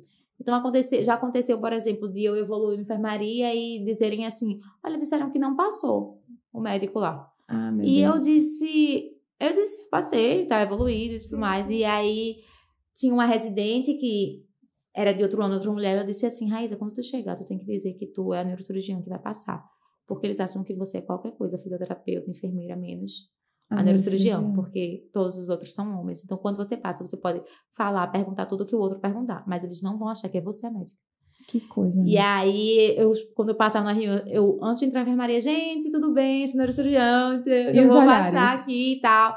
E aí, eles se acostumavam. Mas aí, o que eu acho que, na verdade, é uma quebra de expectativa, em que é mais difícil, por exemplo, na urgência, e às vezes quando tem uma ideia geral, mas isso é muito, assim, quebrado quando você se torna especialista, quando, por exemplo, o paciente, ele vai diretamente para você no seu consultório. Sim. Então, ele vai esperando você. Sim. Então, ele não vai ter essa quebra de expectativa, entende? Então, eu acho que isso melhora muito. Verdade. Eu já vi, inclusive, Raíza comentando no Instagram, né? Muita gente pergunta isso. Era uma coisa que eu queria pessoalmente perguntar a ela. Ela já citou um pouquinho aí. Mas a gente tem esse pensamento. Eu vou precisar escolher entre a minha carreira e a minha família, né? Qual é a cirurgia, assim, mais longa que você já enfrentou? Não sei. Eu já vi você comentando sobre a cirurgia de mais de 20 horas. E aí, no caso, é um dia da sua vida, né? Até que ponto? Quando foi que você percebeu? Porque eu já percebi que você já comentou que imaginou isso uma época. Mas quando você percebeu que não é uma decisão que você precisa tomar, é família ou a sua carreira, quando foi que isso acendeu assim na sua mente? Que você trouxe mais essa consciência dessa realidade? Então, uma coisa para você ver como a gente muda, né? Quando eu pensava em fazer neurocirurgia, eu era altamente determinada a isso. E eu acreditava tanto nessa premissa que você disse, que eu dizia, se for necessário, eu não terei filhos. Eu vou me dedicar só à neurocirurgia. E, assim, eu tinha uma visão completamente diferente, principalmente no início da minha residência, na preparação. Então, assim, essa dúvida surgiu, mas como para mim eu estava altamente certa, inclusive eu disse, se eu for precisar escolher, abdicaria de uma família para dedicação exclusiva para a carreira. Isso. Mas a gente muda muito. Inclusive, minha visão hoje, minha mentalidade é totalmente diferente. Para mim, hoje, minha família é uma super prioridade. E eu acho que isso é incrível. Inclusive, você olhar para trás e até rir, né? E dizer, nossa, como era aquela Raíza, né? Porque você nem se reconhece. Sim. Caramba, como eu podia pensar dessa forma, como eu encarava dessa forma, né? E depois, durante, principalmente a residência, e nesse processo mesmo de autoconhecimento, hoje eu tenho uma visão diferente, inclusive, sobre a importância de cada área na vida. Eu acho que nós somos multifacetados e a nossa vida tem várias áreas importantes. Eu até citei aqui que eu acho que a nossa geração, principalmente a geração anterior, sempre escutou muito, se dedique muito à sua carreira. Não se dedique, por exemplo, ao relacionamento, à sua família, ou comentários como, nossa, você nunca vai acordar um dia e descobrir que sua carreira não te ama mais. Então, a gente escuta muito, a gente tem uma pressão. A mulher acabou que começou a ter mais oportunidades no mercado de trabalho, mas ao mesmo tempo isso veio acompanhado de uma pressão de escolha. De coisas excludentes, né, entre si. E aí vem aquele conceito de você vai focar na sua família, nossa, olha, você não deveria, você não controla o outro, você não controla a sua família. O homem pode te abandonar no outro dia, sua carreira nunca vai te abandonar. Exatamente. E aí vem essa pressão muito grande, e aí quando chega, por exemplo, para a mulher, ela se sente dividida, né? O que escolher. Eu acho que, na verdade, isso foi fruto, assim, cada geração, ela tem suas peculiaridades.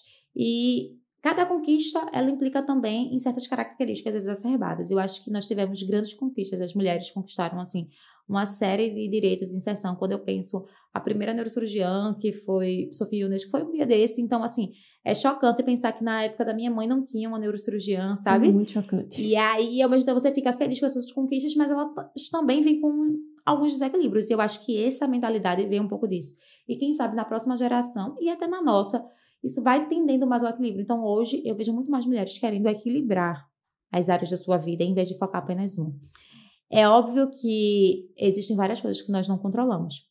Às vezes a gente acha que é só a família, é só o outro que você não controla. Mas a verdade é que várias coisas na sua carreira você não controla. Várias coisas na sua saúde você não controla. Várias coisas no seu lado espiritual, experiências você pode não controlar. E então, focar em qualquer área isolada, para mim, acaba sendo um erro. Porque você coloca todos os seus ovos em uma cesta e quando aquilo desmorona, você desmorona.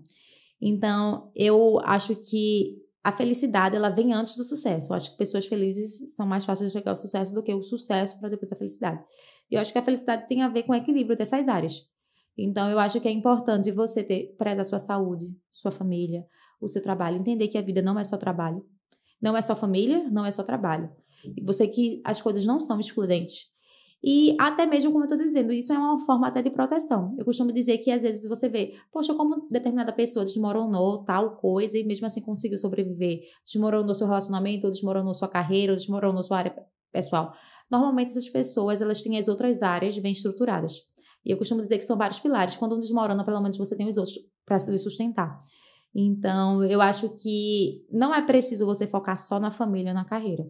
Eu acho que há alguns momentos de desequilíbrio, então alguns momentos que você vai ter que focar mais na carreira, alguns momentos que você vai ter que focar mais na família, mas que sim, dá para conciliar. Inclusive, para mim, minhas grandes referências são mulheres que conciliam isso. Por exemplo, eu adoro Cris Junqueira, que é sócia fundadora do Nubank, enfim, tava lá, bilionária, dando um podcast lá com barrigão na terceira, né? Eu vi. no terceiro filho. Inspiradora. Isso, Isabela Meta também, que é outra grande percussora do ramo da moda, enfim, do empreendedorismo digital, que também tem 2 filhos. Então, esses são os meus modelos, porque esses são os meus parâmetros. E eu acho que isso tem que existir para mostrar às mulheres que sim. Então, é possível sim, na minha visão. E, pelo contrário, é muito importante. Porque, por mais que você ache que sua carreira um dia não vai se levantar e não dizer que te ama mais, um dia ela pode desmoronar sim. E se você só tiver isso, você não vai ter nada. Perfeito. Então, eu acho que é importante investir em todas as áreas da sua vida. Perfeito, super bem colocado. Muito. Acho que soma demais. Inclusive, já vi ela falando que vai querer ter filhos também. Então, assim, você vê como a gente muda, né? Isso é impressionante perceber como a vida vai nos levando a outros caminhos, a outras mentalidades. E assim, pode ser que daqui a um tempo eu gravei outro podcast e tenha uma visão totalmente diferente. Sim. E eu não tenho medo de mudar, porque eu acho que a vida é isso, né? E tá tudo bem, né? Sim. É isso. E, Raíza, em relação a gente não pode deixar de citar, né? Você tem todo um trabalho também voltado nas redes sociais, né? Tanto para você entregar um pouco da sua própria vida, da sua própria preparação para a residência médica, da sua vida na neurocirurgia, e você trabalha isso muito bem, tem um excelente engajamento.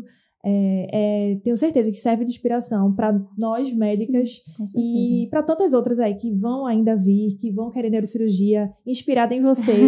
Como é que você está conseguindo, né? Porque é um processo, é um trabalho, não começou ontem. Como é que você está conseguindo conciliar a vida dentro da residência e de estudo e tudo que ela demanda, tempo e etc., gerenciamento, né, do seu tempo, junto com o trabalho nas redes sociais? E por que você acha isso importante, essa tua inserção do seu trabalho dentro da mídia digital?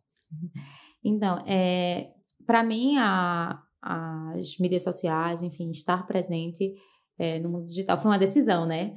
Eu costumo dizer que as pessoas dizem, tu tem jeito, fala bem, mas pelo contrário, se fosse uma escolha ou se fosse por gosto pessoal, eu acho que talvez eu nem postaria no Instagram.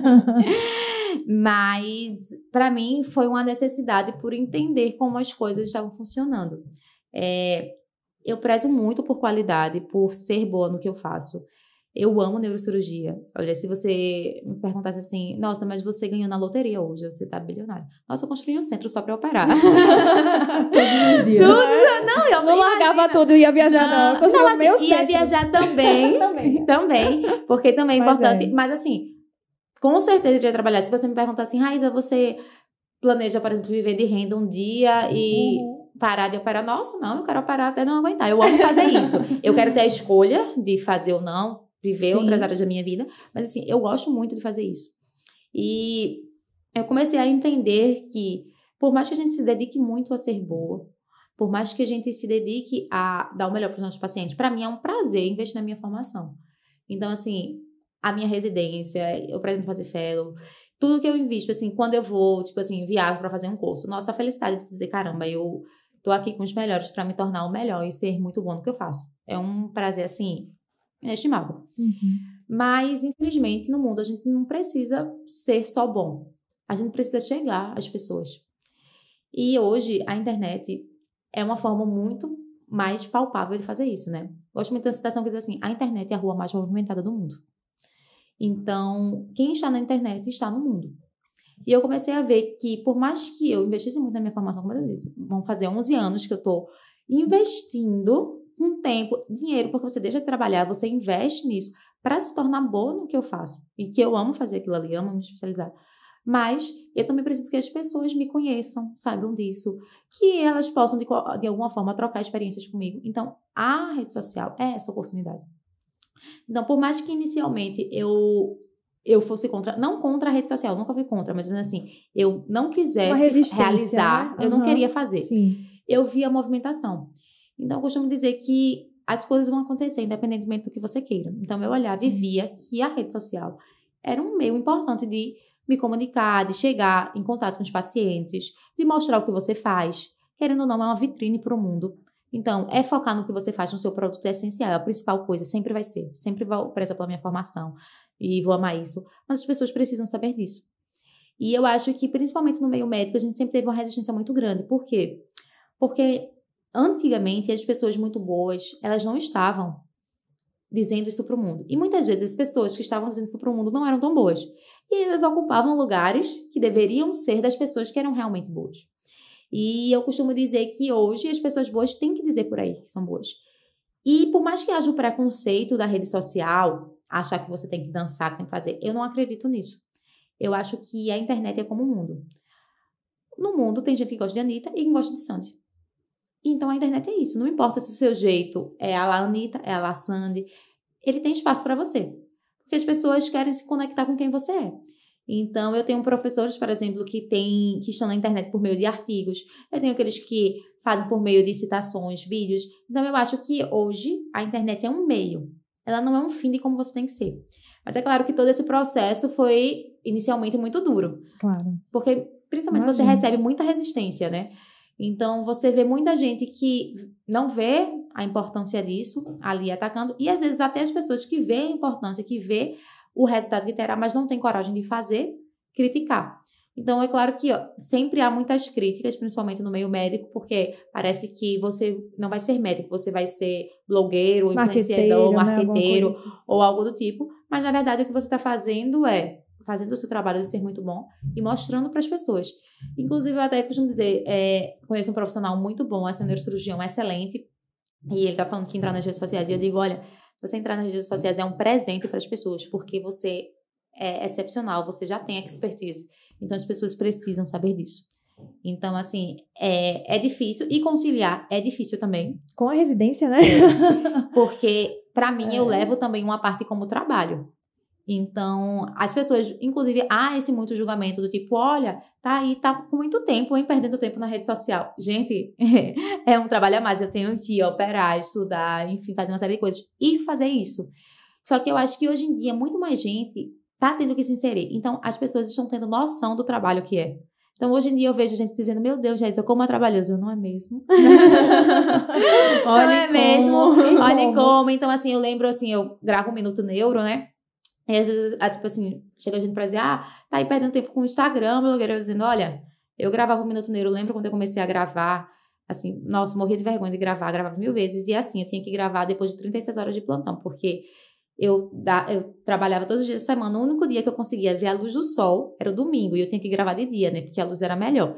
Então, eu dava plantão sexta-noite, sábado-dia, sábado-noite, e chegava no domingo pra tomar um banho, me arrumar. E dizer, oi, gente, hoje a gente vai ter um Minuto Neuro. E tal. E se você olhar, meu olho tá ali vermelhinho. Mas porque eu acreditava naquilo que era uma forma de me aproximar dos meus trabalhos. E principalmente, não é sobre venda, não é só sobre dinheiro, é sobre você poder trabalhar com o que você gosta. Então, eu amo neurocirurgia. E eu faço questão de me especializar, dedicar meu tempo para isso, mas eu preciso que as pessoas saibam disso, porque senão eu não consigo trabalhar com neurocirurgia. Então, antes, eu acho que já foi uma vantagem, mas hoje é uma necessidade. do próprio mercado de trabalho. Está Né? nesse Exatamente. lugar. E se o bom não estiver, o ruim certamente estará. E vai ocupar o seu lugar. E vai ocupar o seu lugar. Mas hoje eu confesso que eu tô muito feliz porque eu já percebo um movimento totalmente diferente. Então a gente, pelo meu médico, a gente conhece várias pessoas, às vezes eu vejo assim, quando eu vejo um médico muito bom assim entrando na rede social, eu vou lá, comento assim, dou um apoio de assim, cara, você tem que estar aqui, as pessoas têm que saber que você é bom, sabe? E hoje eu já vejo esse movimento muito maior. Os médicos, eles já entenderam essa necessidade. Então, por exemplo, as críticas hoje eu acho que elas são mínimas. Porque hoje em dia as pessoas já veem que é necessário. Sim. E como eu tô dizendo, antes se achava que era necessário fazer uma dancinha, eu não acho isso. Eu acho que é estar presente, mostrar quem você é e, inclusive, se conectar, conteúdo. né? Se conectar com essas pessoas, Isso. trazer conteúdo. De qualquer maneira, você acrescenta para a vida das pessoas, entendeu? E eu acho que o especialista, ele pode fazer isso, ele pode estar ali presente, ele pode ajudar com conhecimento, com informação, com exemplo, com tantas coisas. É Como essencial. a Raíza tá fazendo hoje com a gente, entendeu? Inclusive, Raíza tem um Maravilhosamente. Instagram muito bom. Eu vi, dei uma olhadinha, né? Falando sobre a escolha da residência, mostrando os flashcards. Qual é o arroba? Raíza Borges de Neurocirurgia. Pois pronto. Muito bom. Vamos Fala todos seguir. bastante. Inclusive, mostrando os flashcards, mostrando mostra. alguns detalhes. Assim, aquele conhecimento que mesmo se não for uma área que você super se interessa, você ainda assim gosta, fixa, sabe? Ele cativa sua atenção. Eu ficava olhando até o pornô, assim. Então, assim, vale a pena seguir. Um Instagram muito bom. Inclusive, eu estava conversando com o Tati, né, no privado, que Raíza hoje é essa pessoa que a gente passou anos sem essa referência, né? Isso. A gente não tinha. E hoje eu tenho colegas, inclusive, que acompanham a Raíza e que a admiram, né? E a gente passou um tempo, nós mulheres, sem essa referência na neurocirurgia. E hoje a gente tem, né? Tá saindo aí já da residência, bem posicionada, muito admirada, inspirando outras pessoas. E eu espero que você tenha ciência disso, do que você tem feito e de quanto você tem sido importante, assim. Porque realmente faz total diferença a gente se enxergar nesse lugar, Isso. que a gente passou um tempo sem essa referência. Né? Às vezes as mulheres, elas têm noção, assim, da potencialidade que elas têm, mas não colocam isso em prática, né? Então esse, às vezes, talvez seja o maior problema. Como você falou, muitos estudantes chegam nas ligas querendo neurocirurgia, mas cadê a se colocar nesse meio, nesse ambiente, de fato? Né? Então, é isso, é a gente enxergar que a gente tem a potencialidade e trazer essa potencialidade mesmo para a nossa realidade e colocar isso em prática. E você faz isso maravilhosamente. Obrigada, nada, não gente. só pelas palavras, mas Gente. por tudo que alcançou, conquistou. E foi demais hoje. Amei! Preciso rever. Assim, eu vou rever, anotando. É alguém inspiradora, sabe? Que a gente olha assim, caramba, eu quero chegar no meu isso. R3, eu vou fazer ginecologia obstetrícia. Eu quero chegar no meu R3 e ser tão brilhante quanto Raíza. Eu quero ser exemplo para outras pessoas que Isso. queiram estar. Não onde esperar eu estou estar pronta, não ocupando. esperar já Sim. ser médica especialista, Sim. já se jogar mesmo, com muito profissionalismo, como você está fazendo. Geralmente, quando a gente vai encerrando o podcast, a gente sempre pede para o convidado deixar um conselho para as pessoas que estão nos ouvindo. Eu nem sei se seria mais, né? Porque assim foram Porque, tantos. assim, foi uma Podcast inteiro. Foi uma série de muitos insights, muitas chaves viradas, uma coisa assim incrível. Fique à Eu vontade. esperava, inclusive, isso me surpreendeu. Mais ainda, né? Eu já esperava que realmente fosse muito bom. Superou a as Raíza expectativas. consegue surpreender, tá de parabéns. Mas se você quiser nos dizer uma Mas palavra aí eu queria, final. assim, que você finalizasse abrindo seu coração, né, Tati? Deixando uma palavra para as pessoas que estão aí estudando nesse processo que você passou, sabe que é difícil. Se você tem alguma coisa do seu coração para deixar, também especificamente para as mulheres que querem neurocirurgia, né, que estão aí, talvez nas ligas, mas não acreditem nesse potencial que elas têm, ou então talvez estejam presas naquela fase que você já passou, de achar que precisam tomar decisões Abdicar e de elas são tudo. opostas. E aí, queria que você finalizasse aí, desse mais um mini show. Por favor. Finalizasse, deixando esse conselho pra gente. Eu acho que é difícil, assim, é difícil dar um conselho único, mas eu falo muito disso no meu Instagram, porque eu acho que é uma fase de preparação que é muito desgastante psicologicamente. Então, eu acho que, inclusive, eu também me encontrava, como tantos estudantes, né, a gente fica fragilizado por uma fase tão difícil, que é a preparação para a residência. Mas eu acho que a principal coisa que a gente tem que ter ciência é que a primeira coisa que a gente tem que controlar é a nossa mente. E a gente faz isso acreditando no processo e na felicidade. Então, eu acho que é uma coisa que parece meio óbvia, né? Curtir o processo de estar feliz com as pequenas conquistas do dia a dia. Mas é uma coisa que muda tudo.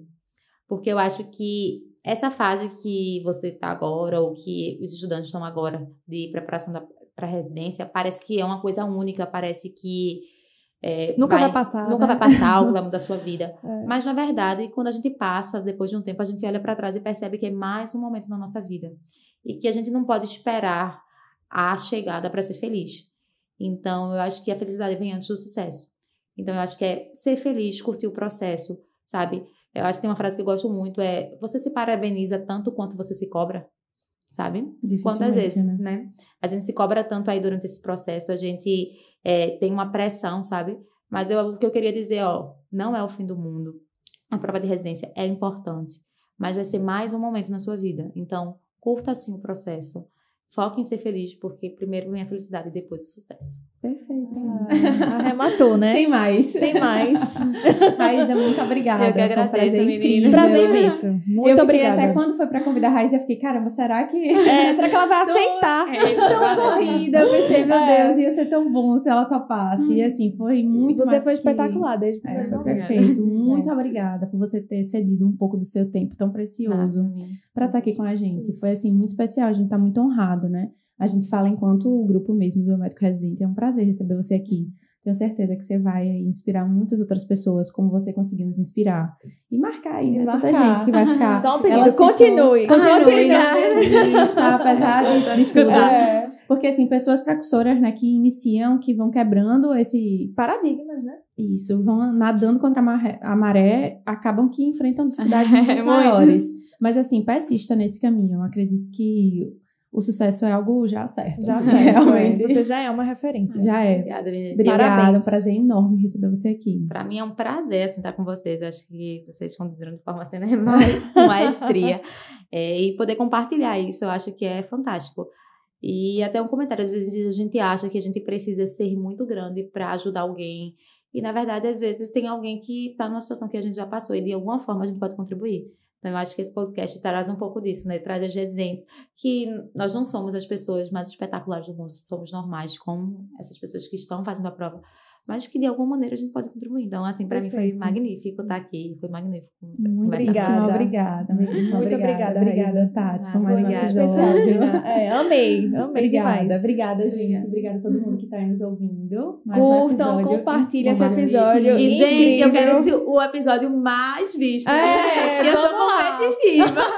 Não Desafio, lança esse desafio. Obrigada a todo mundo. Obrigada, pessoal. gente. E até a próxima. Até a próxima.